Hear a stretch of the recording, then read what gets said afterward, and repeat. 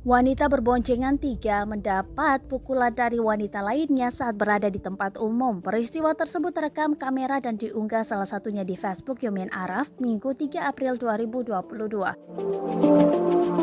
Dalam video tersebut nampak 3 orang perempuan tengah berboncengan di seputaran jembatan layang Kota Palu, Sulawesi Tengah. Lalu wanita lainnya berjalan menghampiri dan langsung melayangkan pukulan ke arah wajah wanita yang duduk di atas motor bagian tengah. Aksi dari wanita yang mengenakan daster bunga warna kuning itu mendapat respon warga setempat.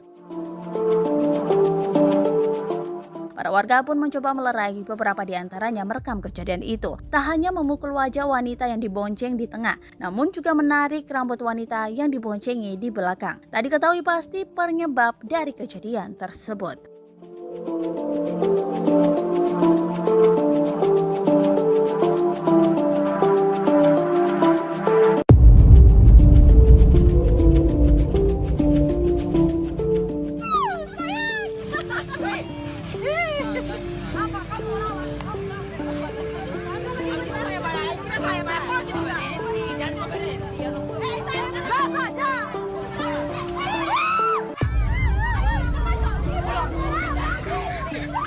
Terima kasih sudah nonton.